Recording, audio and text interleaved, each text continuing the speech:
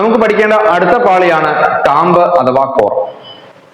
മാണ്ടിലിന് താഴെ, അതായത് ഏകദേശം 2900 കിലോമീറ്ററിന് ശേഷം 6371 കിലോമീറ്റർ വരെയുള്ള ഭാഗം, 2900 പ്ലസ് 6371 അല്ല, 2900-നും 6371 കിലോമീറ്ററിനും ഇടയിലുള്ള ഭാഗത്തെ വിളിക്കുന്ന പേരാണെന്ത്? കാമ്പ് അഥവാ കോർ എന്ന് പറയുന്നത്. ഭൂമിയുടെ കേന്ദ്രഭാഗമാണ്.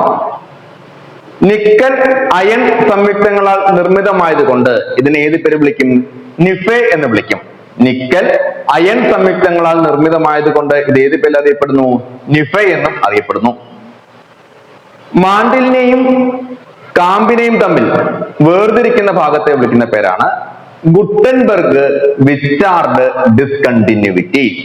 മാണ്ടിലിനെയും കാമ്പിനെയും തമ്മിൽ വേർതിരിക്കുന്ന ഭാഗമാണിത് ഗുട്ടൻബർഗ് വിച്ചാർഡ് ഡിസ്കണ്ടിന്യൂവിറ്റി. ഇപ്പൊ നമ്മൾ 3-4 വേർതിരിക്കുന്ന ഡിസ്കണ്ടിന്യൂറ്റികൾ പറഞ്ഞു. നമ്മൾ ആദ്യം പറഞ്ഞ എന്താണ്? വൻകര ഭൂവൽക്കത്തെയും സമുദ്ര ഭൂവൽക്കത്തെയും തമ്മിൽ വേർതിരിക്കുന്ന ഭാഗമാണിത് കോൺറാഡ് ഡിസ്കണ്ടിന്യൂവിറ്റി. വൻകര ഭൂവൽക്കത്തെയും സമുദ്ര ഭൂവൽക്കത്തെയും തമ്മിൽ വേർതിരിക്കുന്ന ഭാഗം കോൺറാഡ് ഡിസ്കണ്ടിന്യൂവിറ്റി. രണ്ടാമത് നമ്മൾ പറഞ്ഞത് ഭൂവൽക്കത്തെയും മാണ്ടിലിനെയും തമ്മിൽ വേർതിരിക്കുന്ന മേഖല, അത് മോഹ പരിവർത്തന മേഖല. ഭൂവൽക്കത്തെയും മാണ്ടിലിനെയും തമ്മിൽ വേർതിരിക്കുന്നത് മോഹ പരിവർത്തന മേഖല. ഉപരിമാണ്ടിലിനെയും അധോ മാണ്ടിലിനെയും തമ്മിൽ വേർതിരിക്കുന്നത് റെപ്പിറ്റീവ് ഡിസ്കണ്ടിന്യൂവിറ്റി. ഉപരിമാണ്ടിലും അധോ മാണ്ടിലും തമ്മിൽ വേർതിരിക്കുന്ന ഭാഗം എന്താണ്? റെപ്പിറ്റീവ് ഡിസ്കണ്ടിന്യൂവിറ്റി. മാണ്ടിലിനെയും കാമ്പിനെയും തമ്മിൽ വേർതിരിക്കുന്ന ഭാഗമാണിത് ഗുട്ടൻബർഗ് വിച്ചാർഡ് ഡിസ്കണ്ടിന്യൂവിറ്റി. കാമ്പിന്റെ സാന്ദ്രത എന്ന് പറയുന്നത് 5 ഗ്രാം മുതൽ 13 ഗ്രാം വരെയാണ്. 5 ഗ്രാം മുതൽ 13 ഗ്രാം വരെയാണ് കാമ്പിന്റെ സാന്ദ്രത. 5 ഗ്രാം മുതൽ 13 ഗ്രാം വരെയാണ്. കാമ്പിന്റെ 2 ഭാഗങ്ങളാണ് പുറക്കാമ്പും അകക്കാമ്പും.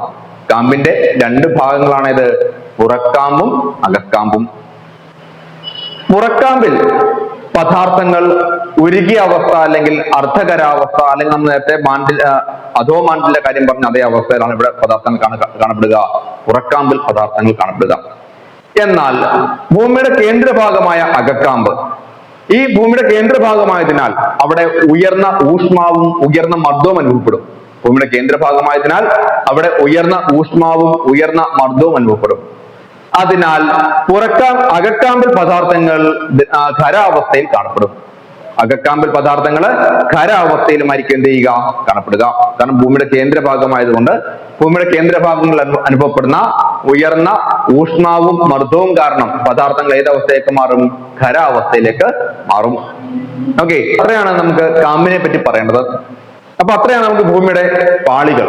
ഭൂവൽക്കം എന്താന്ന് പറഞ്ഞു, മാണ്ടിൽ എന്താന്ന് പറഞ്ഞു, കാമ്പ് എന്താന്ന് പറഞ്ഞു. ഇത്രയും കാര്യങ്ങൾ വിശദമായിട്ട് എന്ത് ചെയ്യുക? പഠിച്ചു വെക്കുക.